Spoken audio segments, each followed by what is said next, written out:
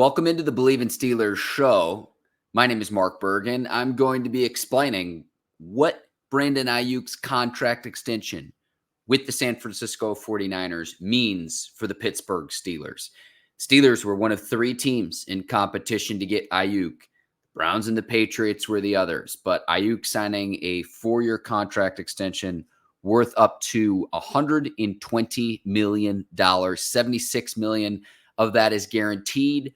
$47 million of that will be paid to Aiyuk before April 1st, 2025. So he stays in San Francisco, coming off a big year with the 49ers, and the 49ers are going to try to win the Super Bowl this season. They're all in right now. There was the report that was out there that the Steelers could have gotten Aiyuk in a 3-team deal, in that the Steelers would have given up a 3rd-round pick to the Broncos. The Broncos would have sent receiver Courtland Sutton to the 49ers, and then the Steelers would have gotten Aiyuk back. That does not happen, and I don't think GM Omar Khan for the Pittsburgh Steelers ever wavered in this deal for Aiyuk. Reason being, the comparison I made was Keenan Allen. The Bears gave up a 4th-round pick for Keenan Allen. Now, Allen is a 1-year rental in Chicago, versus if Aiyuk had come to the Steelers, he's younger, he's less injury prone, and he'd have signed a contract extension with his next team, but he does that with the 49ers, and he's now not in Pittsburgh. I'm going to continue to break this down. I want to mention today's presenting sponsor of Bleav in Steelers, and that is betonline.ag. They'll take care of all of your football gambling needs this season. If you want to place a bet on the action, betonline.ag is the place to do it. Use our promo code Bleav. You can see that on your screen right now. That's BLEAV to get started over on betonline.ag. BetOnline, the game starts here. And so Brandon Aiyuk signs this contract extension. He'll stay with the 49ers, and he joins Tyreek Hill as the 5th highest paid receiver in the league. I've got this up on your screen right now. So it's Justin Jefferson, CeeDee Lamb, both of them signing huge contract extensions before the start of the season. A.J. Brown's up there. Amon-Ra St. Brown for the Detroit Lions. Aiyuk and Hill, all north of an average of $30 million per year.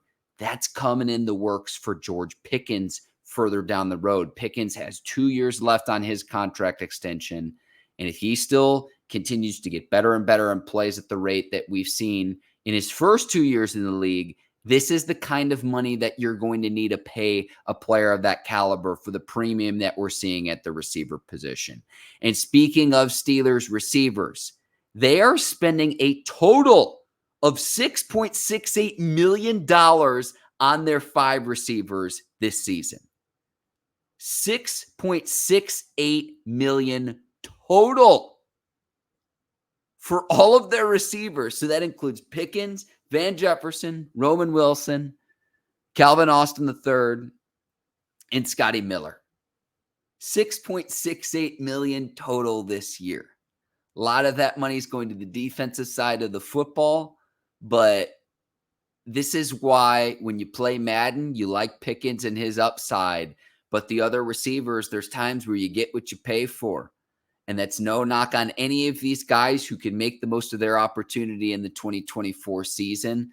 But I think that there's still the possibility that Pittsburgh makes a trade with another team out there before the start of the season.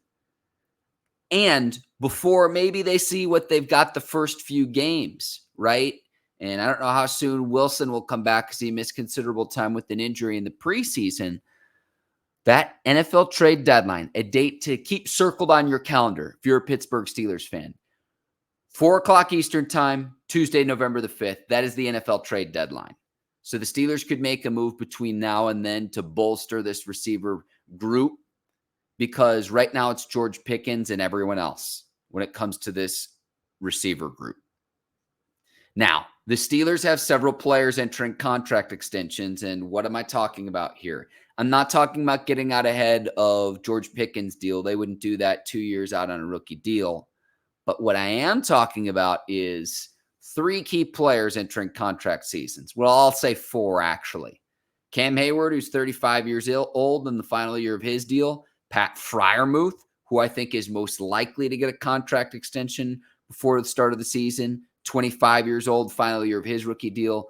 We know the team didn't pick up the fifth-year option for Najee Harris in the 2025 season. Najee is 26.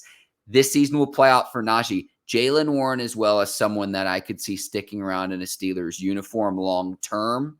He would be a restricted free agent at season's end. Keep an eye on that as well.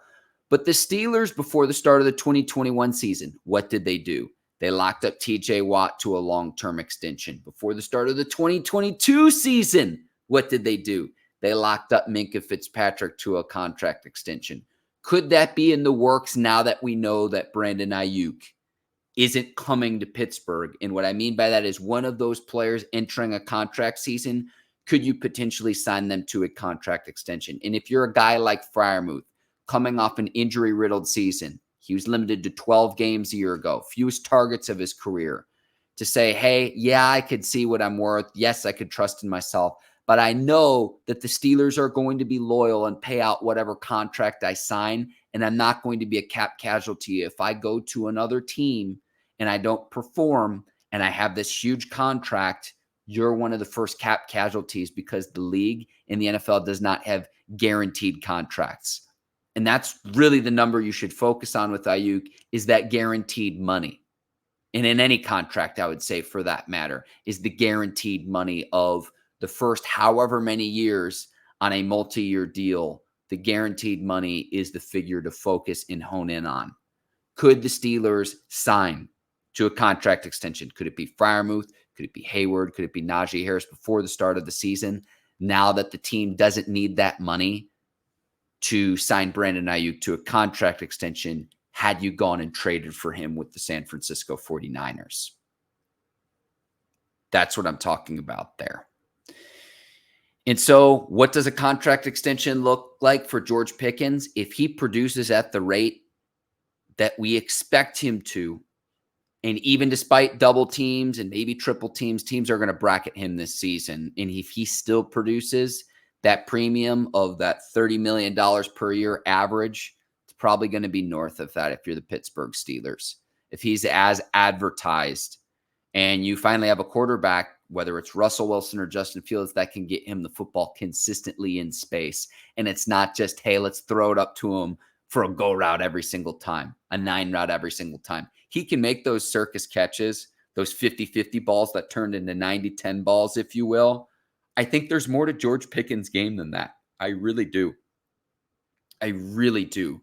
So that $30+ million that you're paying for top-end receivers, give it 2 years. You got 2 years left of George Pickens on a rookie deal. He's going to fetch that money, whether it's with the Pittsburgh Steelers or with another organization in the NFL.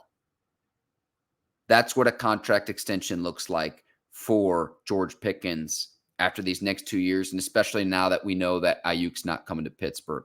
But he's going to need help, and that's why I think it could be Freiermuth in the passing game. Right now, it looks like receiver 2 is going to be Van Jefferson to start the year. But I'm already seeing on Twitter with the start of college football on Thursday night, 2 guys that stuck out on Thursday night. 2 guys that'll be in the league a year from now. Travis Hunter from Colorado, loved what we saw in the opener. And then Luther Burden III out of Missouri, who I think is the top receiver in this year's class. Absolutely special, giving those guys the ball in space.